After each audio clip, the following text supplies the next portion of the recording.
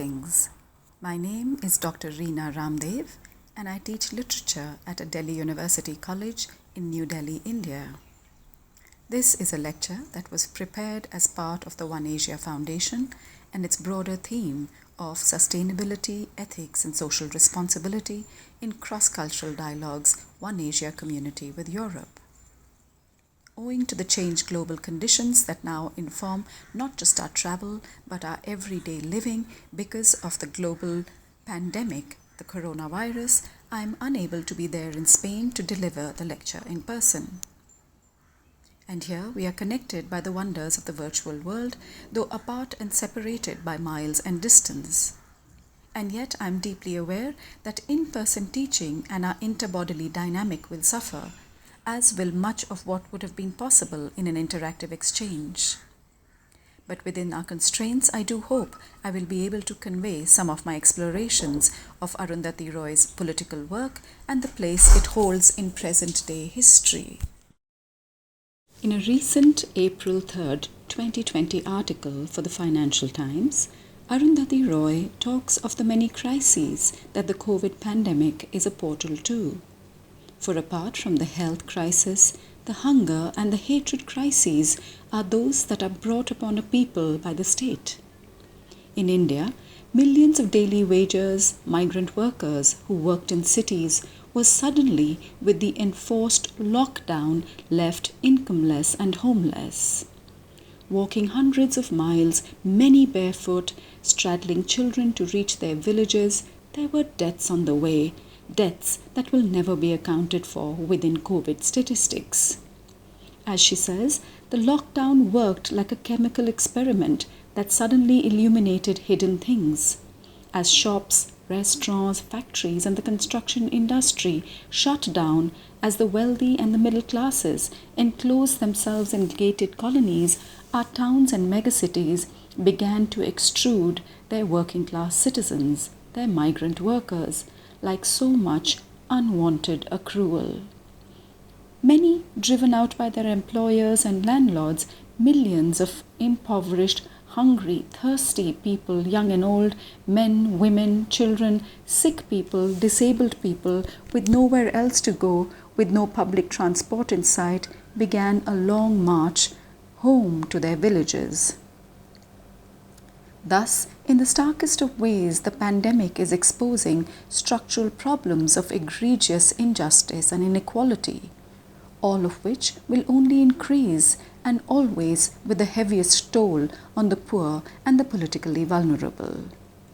The reason Roy says the pandemic is a portal is because she warns of how authoritarian states across the world will mobilize this moment's panic to try and increase surveillance and control and increase privatization and the gulf that already separates classes. Arundhati Roy's voice has been vilified for just such prescient warnings that she's been sending out in her political essays now for more than 2 decades. In the year 1997, when India was celebrating 50 years of independence from British rule, Arundhati Roy's first novel, The God of Small Things, created a literary stir when it went on to win the Booker Prize. Until then, Roy was little known in media circles except within a niche audience familiar with her screenplay for the 1989 indie cult film called In Which Annie Gives It Those Ones, and also the 1992 film Electric Moon, both of which she had acted in as well. In 1994, after graduating from architecture school, she had also written a polemical riposte criticizing a film made on India's notorious bandit Phulan Devi. She accused the film Bandit Queen of transforming Phulan Devi from being India's best-known bandit into history's most famous victim of rape. The God of Small Things went on to put Roy on India's literary map and continues to remain an important inclusion within the post-colonial canon. This especially so for its raising of issues of caste and untouchability and Women and Sexual Desire. Translated into more than 30 languages, the novel has until now sold over 6 million copies. Although, as she says impishly, people don't know how to deal with it. They want to embrace me and say that this is our girl, and yet they don't want to address what the book is about, which is caste. They have to find ways of filtering it out, and since the novel centers around the experience of a set of young twins, they have to say it's a book about children. The Western media lavished high praise on her writing. A novel of real ambition must invent its own language, and this one does, John Updike wrote in his lush review in The New Yorker, going on to hail Roy's novel as a Tiger Woodsian debut. When she won the Booker, the global marketing machinery spun into overdrive, publicizing the advance she received of $1 million, unheard of in India for a debut novel at that time, along with a comprehensive campaign to applaud her book at the 50th anniversary of India's independence. A high-octane media offensive gushed over the brilliance of her debut, and the Indian public feted and celebrated her while also fetishizing her looks, her diamond nose pin, and her fairy tale success. All of which had, as she says, a sort of cloying Reader's Digest ring to it. The public applause soon turned to shock when in 1998, after India detonated its thermonuclear device, she wrote a scathing attack in an essay titled The End of Imagination. It is this public denunciation that marks Roy's emergence as political gadfly, as India's bête noire, a voice unafraid of asking difficult questions and dissenting against state policies.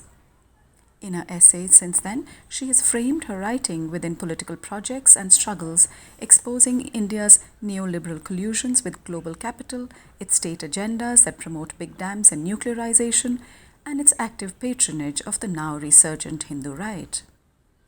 The years between her novels, she was constantly asked about her return to fiction, and after India's nuclear testing, she publicly expressed her impatience at the expectation of a return to novel writing. As she says, the last question every visiting journalist always asks me, "Are you writing another book?" That question mocks me. Another book? Right now, when it looks as though all the music, the art, the architecture, the literature, the whole of human civilization means nothing to the monsters who run the world. What kind of book should I write? For now, for just a while, pointlessness is my biggest enemy. That's what nuclear bombs do, whether they are used or not. They violate everything that is humane. They alter the meaning of life.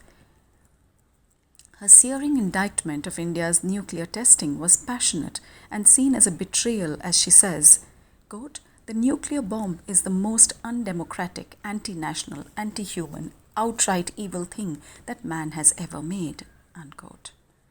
Since the writing of The God of Small Things, the promise of a second novel remained indefferable for decades, and it was only in 2017 that she published The Ministry of Utmost Happiness, even as her political essays continued riling nationalist publics in India. When she received the Booker Prize money, Roy had gone on to donate all of it to the Narmada Bachao Andolan, or the NBA, India's longest-running anti-dam grassroots movement that comprises Adivasis, who are India's native tribals, along with farmers, environmentalists, and human rights activists, all fighting to save the river Narmada and their homes and livelihoods from the construction of a dam. After independent India's first Prime Minister Nehru's famous "Dams are the temples of modern India" speech, dam building grew to be equated with nation building. This in turn led not only to an increase in the number of big dams, but also disestablished the older traditional systems that had been managed by village communities for thousands of years, now allowing them to only atrophy, stripped as they were of their own organic evolutionary dynamic.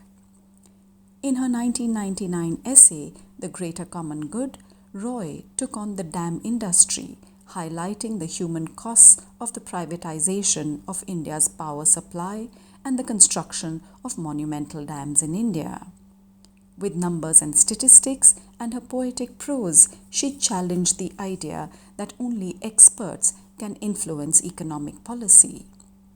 As she says, quote, "Instinct led me to set aside Joyce and Nabokov, to postpone reading Don DeLillo's big book, and substitute it with reports on drainage and irrigation, with journals and books and documentary films about dams and why they are built and what they do."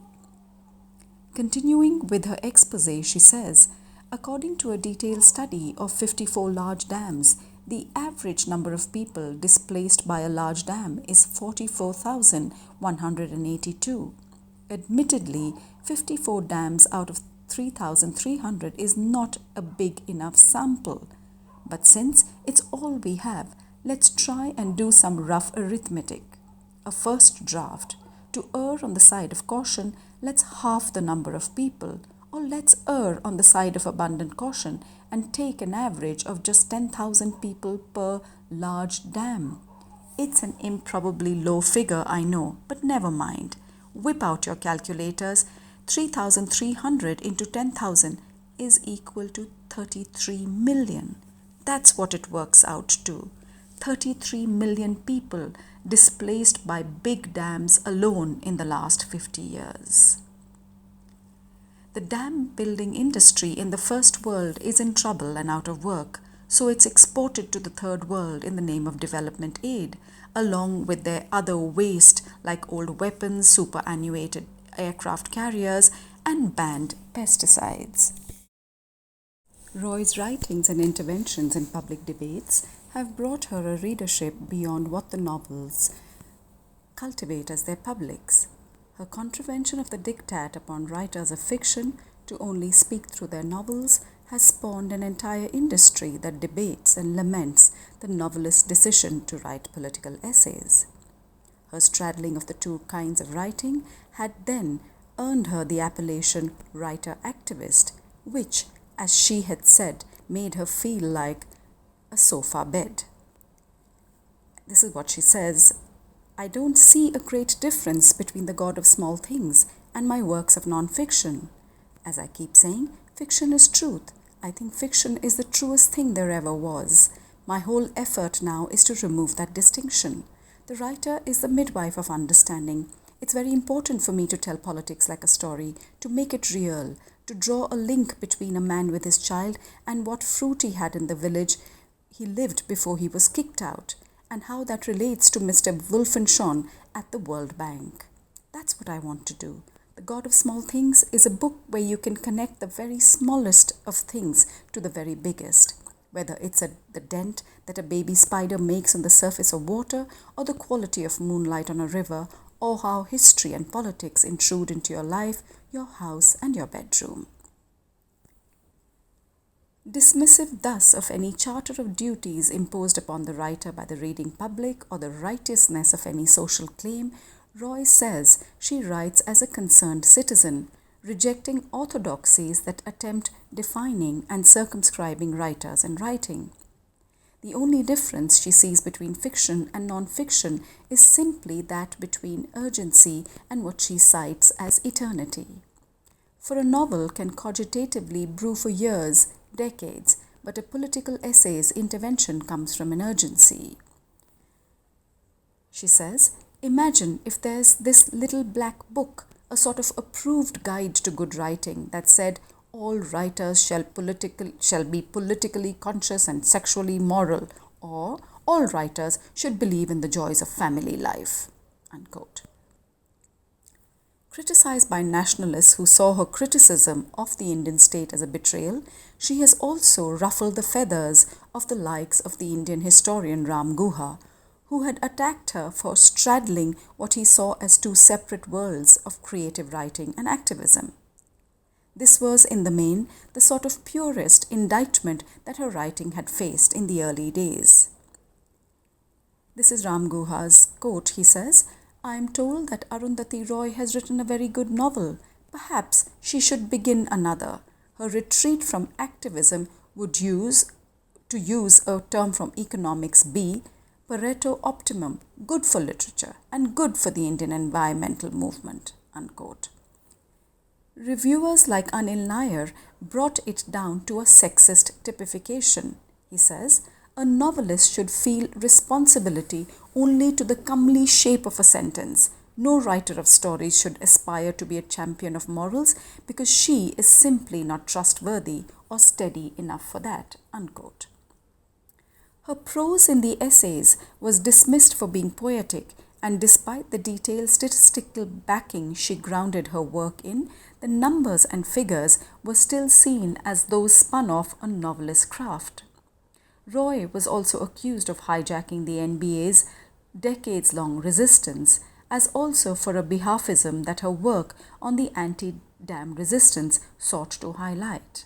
But, as she says in her defense, you can't expect the critique to be just Adivasi. You isolate them like that, and it's so easy to crush them. In many ways, people try to delegitimize the involvement of the middle class, saying, how can you speak on behalf of those people? No one is speaking on behalf of anyone, she clarified. Unblinkered in her criticism of an India that, as she says, quote, invented the caste system and one that celebrates the genocide of Muslims and Sikhs and the lynchings of Dalits, unquote. She also cites and acknowledges it for being, quote, the land of poetry and mad rebellion, haunting music and exquisite textiles. This bilateral positioning is vintage Roy, marked by the unflinching continuities of her dissensual political critique in non-linearities that steer away from an uncritical aligning with the Indian nation-state, contra her imbrication in its affective communities and the intimacies that flank her activist involvement in the struggles she lends her voice to. A political engagement in the first place avows an act of faith, and as a dissident, the liminal space between belonging and rebuffing is one that Roy has long negotiated. The dangers also lie in assigning a Socratic idealization to dissidence, from where it can quite easily and comfortably settle itself into baggy relativity. The patriot nationalist glorifies the nation, and the dissident believes in the possibilities that inhere in the idea of it. Thus and so, the dissident is the real patriot. Furthermore, Janus-faced democracies, never averse to flexing authoritarian control, are also aware of the necessity of broadcasting an image of benign indulgence when dealing with dissident voices. While on the one hand, acts of civil disobedience can both challenge and reinvigorate alliances of political agonism, on the other, astride democratic tolerance, states are also capable of effectively confining the dissident voice to a proscenium of orchestrated effects and encounters, emptying it of all political acuity. What remains thus of individual imperatives towards political interventions and dissidence could always already be thwartively predicated upon co-option and its insidious closures. That the cunning of democracy can commodify and stare down things, defang and domesticate the dissident voice, and relegatively grant it the impotence of a pet lion is a flagging that the critical imaginary of resistance movements has also been alert to. Conscious of this and the allowance made for voices like hers, in the new market-friendly democracy that is India, there is a candid reflexivity that Roy brings to her political interventions. As she says, quote, they say, oh, we have this great cricket batsman, Sachin Tendulkar, and we have Miss Universe, Aishwarya Rai, and we have this writer, Arundhati Roy. And you know, everything is telescoped as a kind of, look at all the things that we have on display. And we're a democracy, so we allow her to say these things, you know, and they get on with that. Roy's offensives are launched from the vantage of the small, and her poetic, impressionistic aesthetic gestures at spectres, even while not quite attempting to define, demonstrate, and occupy politics as warfare. In this, there are connections that have been drawn with the anarchism of Chomsky, an old friend and one with whom she shares a deep mutual admiration.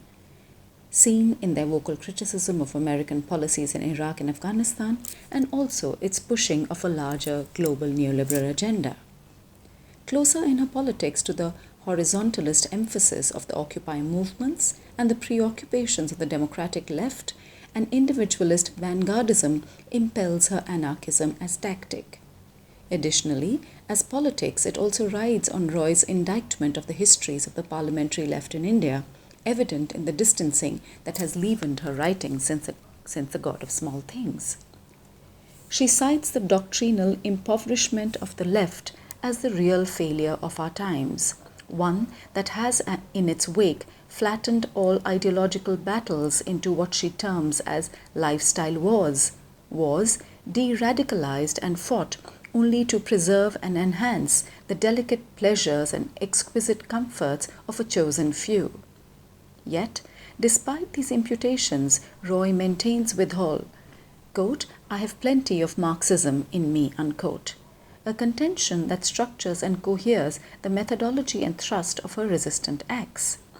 These acts are positioned as individual impulses and isolated campaigns, drawing them into the blunted, unveiling politics of the anti-communist, radical, cosmopolitan intelligentsia, and often dismissed for the rhetoric of left posturing in the name of postmodern resistance that they indulge in.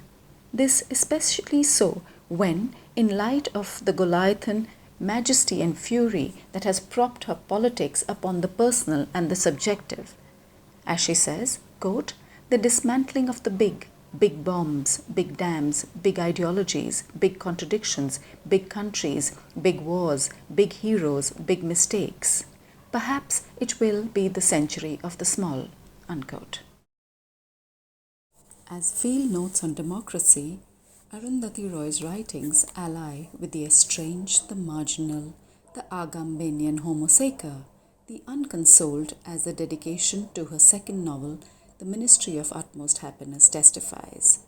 Individuals and groups whose broken dreams unconstitute the ideals of the Republic. While in her writings on groups disenfranchised and disavowed by the state, the idiom and claim and the fight for rights is discursively plumbed from the constitutional charter of the Republic. In her vocal assertions on the Kashmiris' right to self-determination, it is the secessionist demand, the ceding from the Republic, she lends support to. She has, in the last 2 decades, followed the Kashmiri struggle and also reflectively assessed the impasses within different political claims, with a nuancing that attests her affective investment with criticality. That the futures of a free Kashmir could come warped of pristine ideals is also a possibility that she acknowledges. As she says, quote, "It is for the people of Kashmir to agree or disagree with the Islamic project, which is as contested in equally complex ways all over the world by Muslims as Hindutva is contested by Hindus," unquote. And, quote, "An independent Kashmiri nation may be a flawed entity, but is independent India perfect? Are we not asking Kashmiris the same question that our old colonial masters asked us? Are the natives ready for freedom?" Unquote. Further, the political volatility of utterances like, "What does freedom mean to Kashmiris? Why can't it be discussed?" have quite predictably in these right regressive times earned her the tag of anti-national.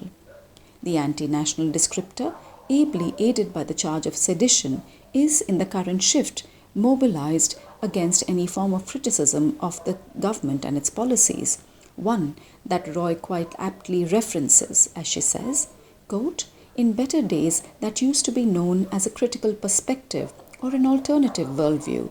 These days in India it's called sedition," unquote. In a nation that believes in invoking a hegemonic conscience of Kashmir, Roy structures subversive registers pitched against its nationalistic demands. Instances like a petition on Change.org urging the government to revoke her citizenship, or a film actor who's also a member of parliament, his fulminations demand that she be tied as a shield on a counter-insurgency combat vehicle in Kashmir, are all typical of the rabid responses her interventions have invoked.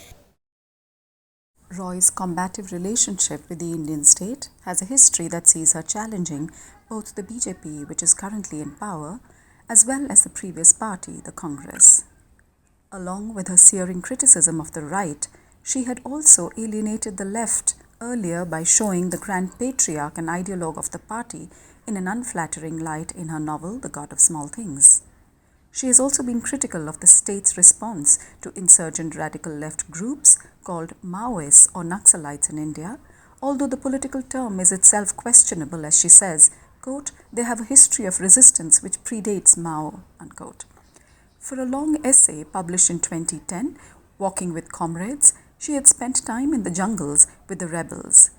As she says, "Here we have the poorest, most malnourished waging a war against the corporates supported by all the institution of the world's biggest democracy," unquote. She sees the insurgents' use of violence as a corollary to the battle between the tribals and corporate houses to gain control over natural resources like minerals, water and forests, saying, quote, "What the government calls Maoist corridor is in fact MOUist corridor. You have an MOU on every mountain, river, MOUs signed by biggest corporations in the world who are waiting to gain hold of the resources," unquote. And yet she is also willing a critical understanding that acknowledges that perhaps on coming to power, the Maoists too could be, as she says, brutal, unjust and autocratic, or even worse than the present government, unquote. Quite predictably, a simultaneous assault of sound and fury from both the left and the right of the political spectrum has greeted the political positions that she has taken. There is in Roy's writing a recall, a combative outrage. As she says, "It can't go on like this. Something will arise either out of complete destruction or some kind of revolution. But it can't go on like this," unquote. And her work and her voice stand as significant attempts at reworking the cognitive limits of dissidence in the contemporary moment. At a time when the organized Indian left has been ideologically evacuated into electoral opportunisms and forms of majoritarian consensus, and varieties of right-wing populism have come to occupy the substance and structure of politics, Roy has consistently represented the undersides of a national conscience. In this, her battles against party dispensations and even the courts of law indeed stand out as exercises in imagining a polity outside of the historically misdirected social democratic project of nation building and its attendant structures of political legitimacy. The recipient of many prizes, even after the Booker, Roy had continued to donate the prize money to rights activists and grassroots organizations. Her essays are for the most part readily available online with no attempt made to preserve copyright. In effect, Roy has ensured that her work as an activist is not professionalized, not be seen as an opportunistic profiting off the adulation that continues coming her way. Straddling her trenchant critiques is a deep romanticism and faith in the possibility of change, evident also in the titles of her two novels, The God of Small Things and The Ministry of Utmost Happiness, that underwrite a hope sinewed and kept past the obvious wrenching ironies that events and lives in her novels are culled from. As she famously says, quote, "Another world is not only possible, she is on her way. On a quiet day, I can hear her breathing," unquote.